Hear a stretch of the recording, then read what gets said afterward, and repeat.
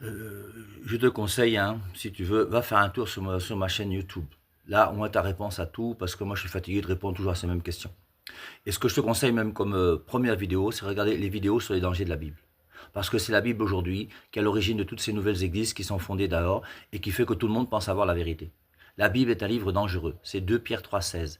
Dans les écrits de Paul, il se trouve des passages difficiles à comprendre, dont les personnes ignorantes et mal affermies tordent le sens comme elles le font du reste des Écritures pour leur propre perdition. Maintenant, ces deux versets ne justifient pas l'autorité de l'Église sur la Bible. Mais l'Église catholique est la seule Église qui a autorité sur la Bible. Je ne sais pas comment tu peux dire. L'Église a autorité sur la Bible. Vous qui êtes nés hier et avant-hier, vous n'avez aucune autorité sur la Bible. Qui a discerné le nombre de livres de la Bible? C'est nous, c'est pas les Juifs et c'est pas vous. L'Église catholique est née avec Jésus-Christ. C'est l'Église que le Christ a fondée. Alors, il faut relire la lettre aux Smyrniens de Saint Ignace d'Antioche. Je ne vais pas entraîner ça. Tu iras voir des vidéos si ça t'intéresse. Hein? Donc maintenant, cette Église que le Christ a fondée a autorité sur la Bible. C'est elle qui va discerner les livres qui sont bons et les livres qui ne sont pas bons. C'est ce qui va se passer au Concile de Carthage en 397. Il va falloir attendre que Constantin en 313 permette à l'Église catholique de vivre et d'avoir pignon sur rue.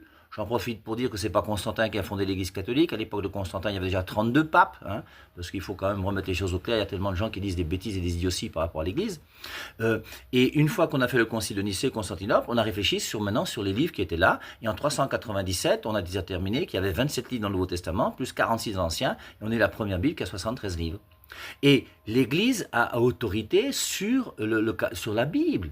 C'est l'Église qui a donné la Bible au monde. La Bible n'est pas venue de Jésus-Christ, c'est pas Jésus-Christ qui a donné la Bible, c'est l'Église. Quand Jésus-Christ a voulu l'Église, puisque tu dis que mes références ne servent pas à grand-chose pour justifier l'Église. L'Église, c'est quoi? C'est une institution voulue par Jésus-Christ. Matthieu 16, 18, Pierre, tu es Pierre, sur cette pierre, je bâtirai mon Église. Jésus-Christ bâtit son Église sur la personne de Pierre. Il dit même, je te donnerai les clés du royaume des cieux. Il donne les clés du royaume des cieux à qui? À Pierre. Maintenant, il a changé le nom de Simon en Pierre. Jean chapitre 1, verset 40 à 42. Et lui montre, tu ne t'appelleras plus Simon, tu t'appelleras Pierre. Pourquoi? Pierre, tu es Pierre, sur cette pierre, je bâtirai mon église. Maintenant, si tu veux toujours pas comprendre, il y a Jean 10, 11, où Jésus-Christ dit, je suis le bon berger. Le bon berger, c'est qui? C'est Jésus. Qu'est-ce que Jésus-Christ fait? Il meurt sur la croix et il part au ciel. Maintenant qu'il part au ciel, les brebis font comment? Eh bien, avant de partir au ciel, à la résurrection, dans Jean 21, 15, il dit à Pierre, Pierre m'aimes-tu? Oui Seigneur, je t'aime. Et 3 fois il lui dit, sois le berger de mon troupeau. Qui est le berger qui va remplacer Jésus-Christ comme pasteur? C'est Pierre. C'est écrit noir sur blanc. Et c'est pour ça qu'il dit, Pierre, tu es Pierre, sur cette pierre je bâtirai mon église.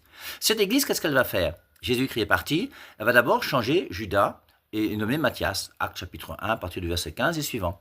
Et l'Église va prendre en charge, se prend en charge et va commencer à faire... L'Église va commencer à inventer les diacres. Acte chapitre 6.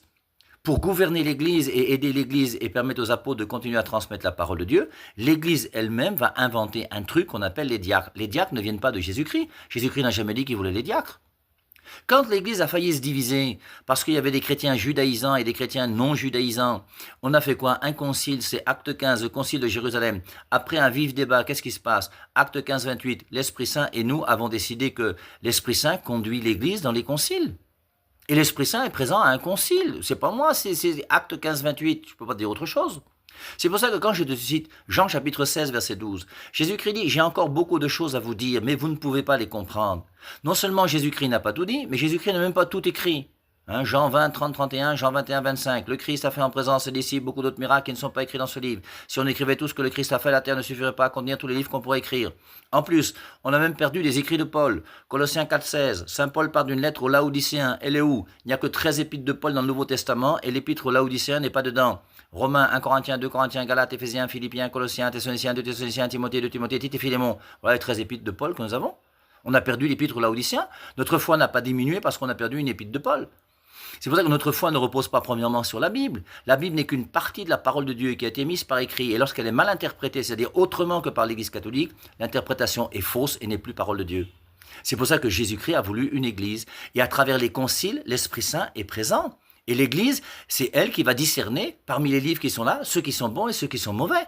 Tu aurais été à l'époque, toi, dans l'Église à cette époque-là, où on te dit que voici les livres qui circulent, tu allais faire comment? Et l'Église a pris son rôle et elle qui est colonne et appui de la vérité, 1 Timothée 3,15, elle nous dit la vérité. Et la vérité, c'est que, je sais pas moi, les actes des apôtres de Saint-Pierre, l'évangile de Marie et tout ça, ne sont pas inspirés par Dieu. Ceux qui sont inspirés, c'est Matthieu, Marc, Luc, Jean jusqu'à Apocalypse. Et voilà, et nous croyons en cette Église qui discerne pour nous la vérité par rapport aux livres qui ont été écrits. Et pourquoi l'Église peut discerner le nombre de livres? Parce que c'est l'Église qui donne la parole de Dieu. Jésus-Christ a donné la parole de Dieu à ses apôtres. Luc 10,16, celui qui vous écoute m'écoute. Et maintenant les apôtres enseignent la parole de Dieu. C'est pour ça que l'Église, 1 Timothée 3,15, est colonne et appui de la vérité. Et l'Église ayant la vérité va discerner les vrais livres des faux livres. Elle va nous donner les 73 livres qui sont inspirés par Dieu. Et c'est pas Martin Luther qui doit nous dire si un livre est inspiré par Dieu ou pas. Vraiment que les choses soient claires. Bon courage.